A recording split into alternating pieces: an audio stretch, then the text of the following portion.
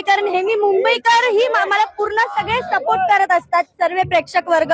आज ठाण्यात येऊन मला खूप छान वाटतंय आणि रंग खेळून खूप छान वाटतंय. सर्वप्रथम सर्वांना होळीच्या खूप खूप खूप शुभेच्छा. तरुणांचा उत्साह या ठिकाणी मोठ्या प्रमाणात होता. आपण येणार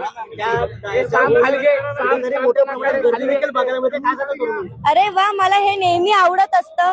आज सध्या महिला वर्गांचा प्रतिसाद मला खूप छान मिळतोय आणि आजही तुम्ही बघितली तर खूप छान प्रेक्षक वर्ग अफाट गर्दीने आले होते. तर खूप छान वाटलं मला त्यांचं प्रेम बघून आणि जो त्यांनी मज्जा केली आहे आणि मी त्यांच्यासोबत मज्जा केली आहे. खूप छान वाटलं खूप. आणि मी अभिजित दादा पवार यांचं मनापासून आभार मानते. त्यांच्यामुळे मी आज इथपर्यंत आले आणि सर्व प्रेक्षकांना भेटू शकले. प्रामुख्याने नैसर्गिक रंगाचा वापर या ठिकाणी मोठ्या प्रमाणात केला गेला, त्यामुळे नैसर्गिक रंग मोठ्या प्रमाणात वापरले जात आहे. आता वर्षातून एकदा येणारा सण आहे, तर एन्जॉय केले एक दिवस, तर मला नाही वाटत काही प्रॉब्लेम आहे. सगळ्यांनी खूप छान एन्जॉय करा.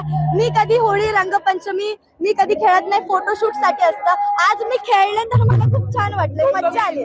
आज रंगपंचमी निमित्त काय एक आठवण सांगू तुझ्या आयुष्यातली जी रंगपंचमीशी निगडीत आहे? लहानपणातली माझ्या गावाकडची आठवण आहे. मी खानदेशची आठवण सांगते की सगळ्या मुली आहेत, आम्ही खेळतोय, मज्जा करतोय. ती माझी गावाकडची एक आठवण आहे. पण पुण्यात आल्यावर मला नाही वाटत की मी खेळली असेल, पण गावाकडच्या खूप आठवणी आहेत. Thank you so much. आणि जितेंद्र दादा आव्हाड यांचंही मनापासून आभार मानते. धन्यवाद. Bye bye.